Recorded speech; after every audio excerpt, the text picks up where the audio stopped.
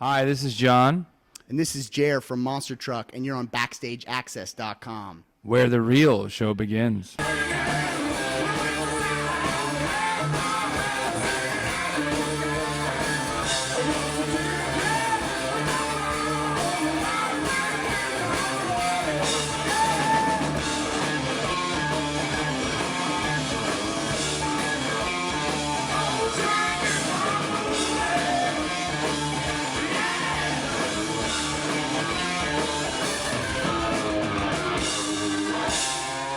BackstageAxxess.com. We're here at the waiting room, Buffalo, New York, with Hamilton's own Monster Truck. Jeremy and John from Monster Truck. How you guys doing? Hey, how's it going?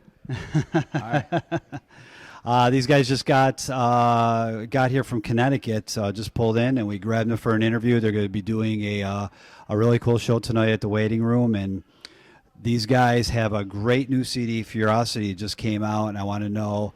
It just came out actually a couple months ago. What went into the writing the CD, the whole process of recording? Because you guys have been around for a little bit now. You guys are finally starting to get the recognition that you guys actually, obviously, well over deserved. Well, first of all, thank you. Second of all, with the CD and the writing and everything, it was one of those kind of classic debut records where we got to work on it for like 2 years. Right. And like a lot of like, trying this song, that song. But you guys came out with some EPs before that, just to let everybody else know We that. did, yeah. We came out with 2 EPs, but there was, with those EPs, they were kind of a means to an end where we were just getting some music out there. Mm-hmm. We had a lot of the songs that are on that record ready at that time that the Brown EP came out, and we held a couple songs back in anticipation of putting them on a record that would be like this.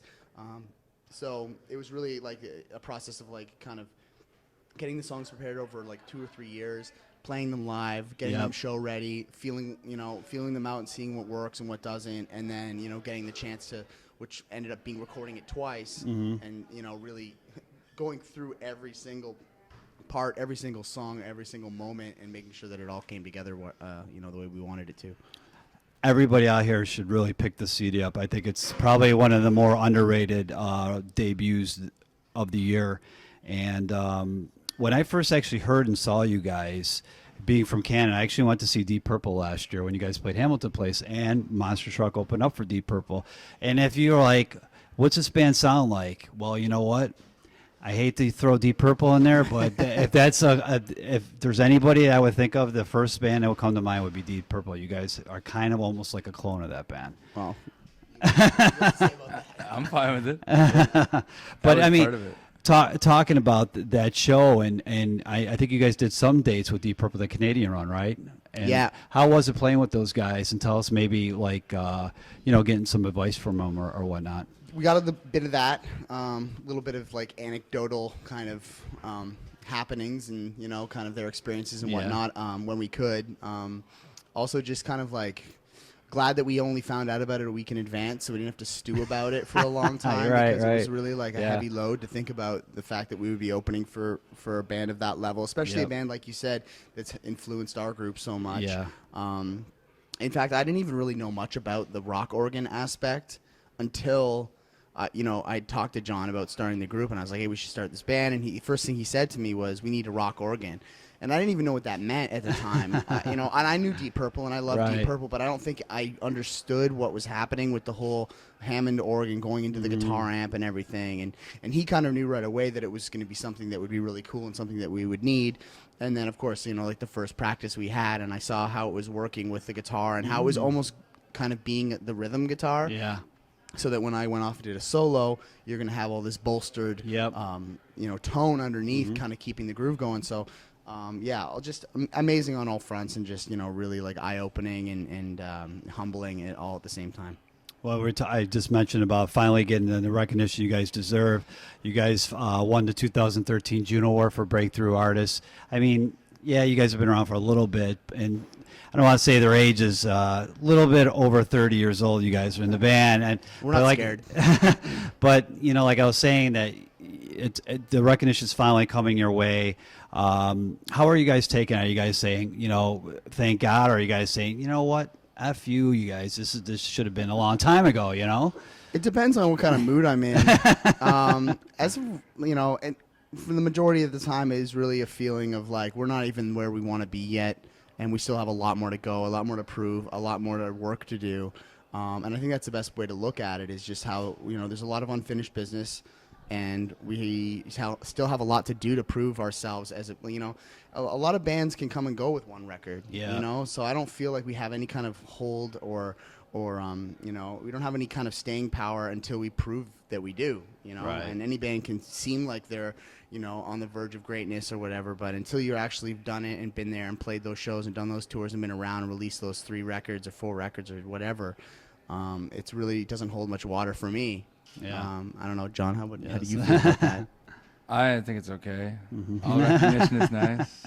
Yeah, like getting the Juno Award and everything, like that's great stuff. It really helps us as far as getting exposure in the mainstream media, which is kind of like not really giving us any kind of love. Well, I don't understand that, but I think that Canadian artists are usually harder to break through. America. Rock. Yeah, You're look at it from a hard rock standpoint. I Yeah. think you see like a lot of kind of like hesitation from mainstream media to cover that, just because rock in general is kind of taking a back seat to pop and all that stuff. So it was great to see that getting that Juno Award kind of opened some doors for us on that end of things, and gave us a little bit of push on that side, because that was somewhere where we hadn't done the interviews on TV or the E-Talk dailies or those really mainstream medias that are like they're going to do our segment and then talk about Bieber's haircut. It's like it's really kind of a weird situation. Who is he spitting at today, right? Yeah.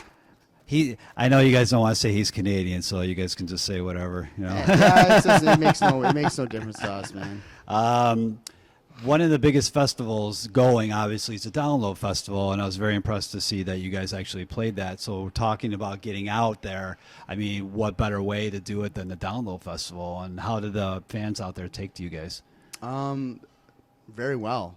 They'd been camping for 2 days waiting for this festival to start. Oh, absolutely. So they were eager and willing, and they still really love hard rock over there and metal and everything. Yep. So we just got up and we played first on the second stage and just went to it and played a very short set, and no one had really ever heard of us there before, and we kind of just did our best, and it went over really well. And the reverberations of that performance are still coming through to this day, where we're posting the videos from the show and people are, I was there, and I wasn't there, but I heard about it, and now I got the CD, and all that kind of stuff kind of filters through slowly, and it was really huge for us. And we're going back now in about a month or so. We're doing a 5-week tour with Vistacino in the UK, in Europe, which is going to be massive for us, I think, just because they're just a lot more willing, it seems, with this kind of music, and we're excited to see where that takes us. John, any comments on that? Not really. No, I'm good. He covers most of the things. He just looks pretty. After tonight, you guys are actually doing some dates with ZZ Top and Kid Rock, and that's a pretty big deal in Detroit, Kid Rock's hometown. And any previous history with any of those bands, or even like growing up on ZZ Top? Anything that you're looking forward to, or? Well, we're ZZ Top fans, big time. The Kid Rock thing, I think sometimes maybe he gets a bad rap in the underground scene, which is like, I've never seen him live. He's a great artist. That's live. all I hear. One of the best when artists I really talk out there. to people who Actually, puts on a great show. Are free of pretense. They kind of always say like, he's just a great performer. Yeah, absolutely. He's a great person. The Sheepdogs are friends of ours, and they've had a little bit of dealings with him, and they just have nothing but nice things to say. So we're just really excited about the whole thing in general.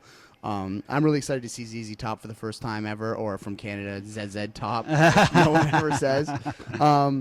We actually have a song on the new record that was codenamed ZZ Top because we knew it had such a resemblance to a ZZ And which Top one song. would that be? It was Call It a Spade. Okay.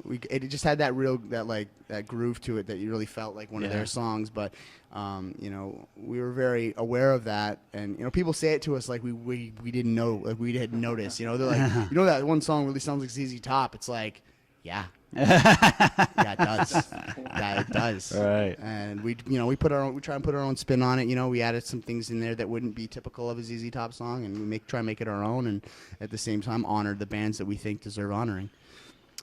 And your best words out there for somebody who hasn't seen you guys, who should see you guys, describe a monster truck show. This is always a tough one. I just like to say it's powerful, it's loud. It's just rock. It's just rock and roll. I feel like the best way to put it is it's rock and roll in its purest form in 2013. It's really like, you know, it's kind of like the direction. It's going back old school. I obviously. feel like that's what we're trying to do. Yeah. At least. That's our attempt. Whether or not you believe we're succeeding in it or whether we aren't, that's what we're going for. We're trying to play rock and roll music for 2013. We're using elements from the old. We're trying to add in elements new, and we're trying to add our own flavors into it and make it something that is new and exciting, but is still very rock and roll. John? Yeah, I agree.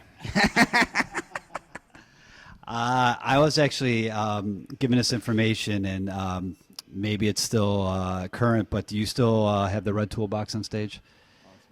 Is that you, John? Oh, yeah. All right. What's the significance of the red toolbox? It's a footstool. It carries my cables.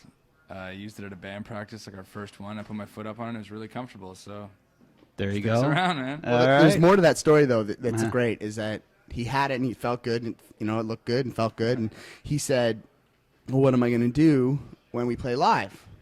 What are we going to do with this? Right. I can't bring the toolbox on stage and do this live. And I was like, why not? I think in unison, everyone else in the band was like, well, why not? And it was kind of like, yeah, why not?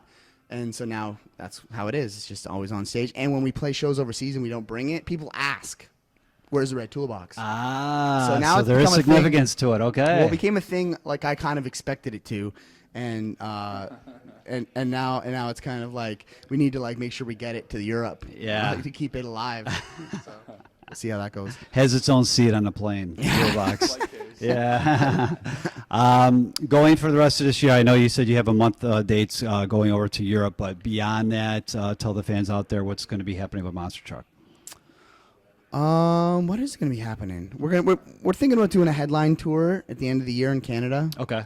Still putting the details of that together, and we're really eager to continue writing. I think it's a really important thing to like always be writing and kind of try and put ourselves in the position that we did with that record, which is have the songs always flowing so that we can have the ability to throw some away if they're not good, and have a chance to play them live and have a chance to test them out. And I don't want to be one of those bands that puts out a second record that's rushed and it's like, oh shit, we gotta get this thing together. Or the record company forcing you guys to do something which quick, we would never allow to happen. Yeah.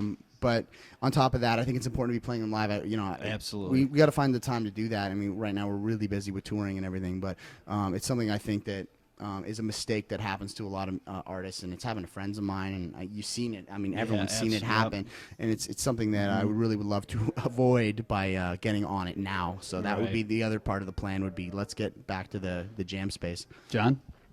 Yeah, it sounds good to me.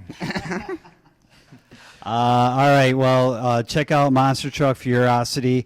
A great new disc. Probably, like I said, if you guys are out there wanting to hear new music, something different, something maybe even old school, new school, like Jeremy was saying, definitely Monster Truck is your CD to get for 2013. The guys, Jeremy and John, thank you for talking to Backstage Access. Anything you guys want to plug for websites or Facebook, Twitter, or anything? If you just hit our website and you want to taste, we got 2 EPs for free download on our website, ilovemonstertruck.com.